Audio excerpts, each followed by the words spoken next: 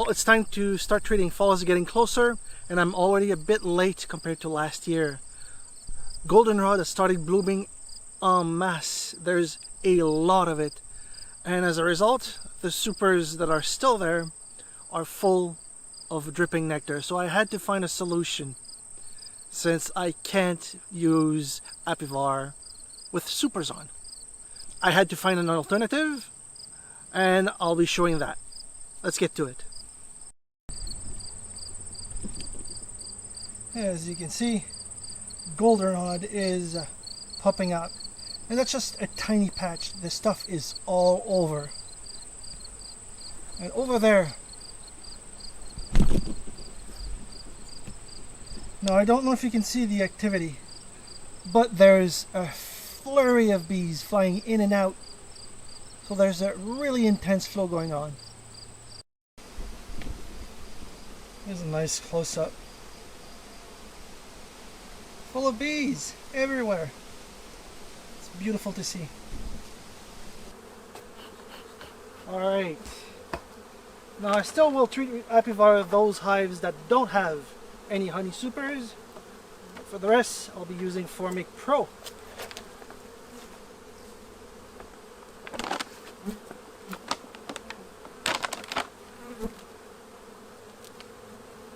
Now these come into pads of 2. I'll be using a 1 pad treatment, and the reason I'm using those, as I mentioned earlier, they can be used with honey supers on.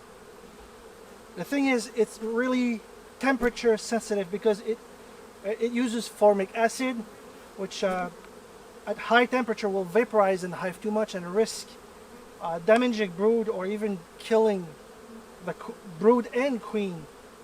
So it's important to use this in the right temperature, which is around between 10 and 29 degrees Celsius. I'll put Fahrenheit somewhere on the screen. Alright, let's see how it looks inside of there. I dropped by during the week to see if I could pick up a few honey supers, and boy, the flow is so intense right now. The frames were dripping. Let's see if I can show you what I mean.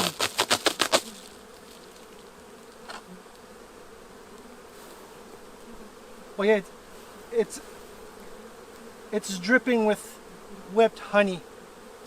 So I can't harvest this right now, or if I do, I'd have to dry them up inside my apartment, which might last, what, a week, 2 weeks?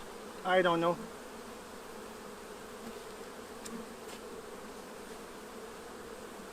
So I asked a few more experienced beekeepers for their opinion, and it looks like Formic Pro was the kind of the best alternative other than drying them in my house.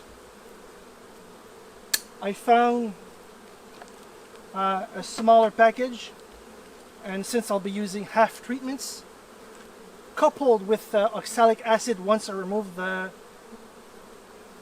honey supers, I should be fine. So for now, let's put this on. Okay, now the instructions are pretty clear. You gotta put it under the queen excluder. So I'm gonna have to clean up this waxy mess. Come on.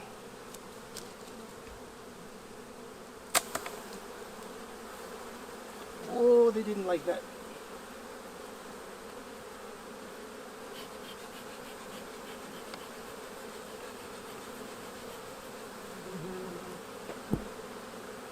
You can see a good amount of brood. That's pretty nice.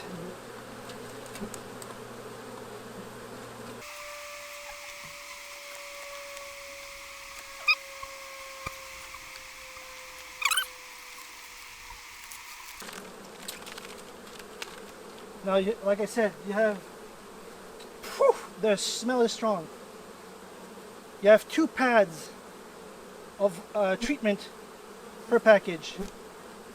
Now, you split them in half and you place them lengthwise with this paper. This is a wick that slows down the release of the treatment.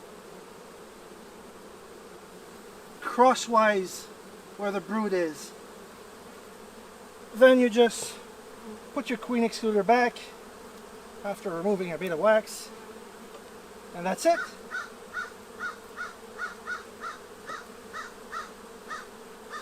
Now, if I remember right, it's a 1 or 2 week treatment. I'll have to look up the instruction. I kind of forgot, but it's very important not to leave them too long, or, well, it will backfire. Might build resistance and all sorts of generally unwanted things. And that's it. A nice treatment that allows me to just put the honey supers straight back on, like so.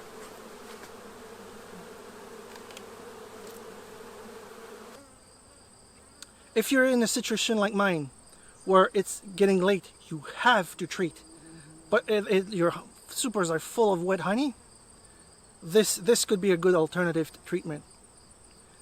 And if you decide to use them, make sure you wear adequate protection and follow the instructions, and you'll do just fine.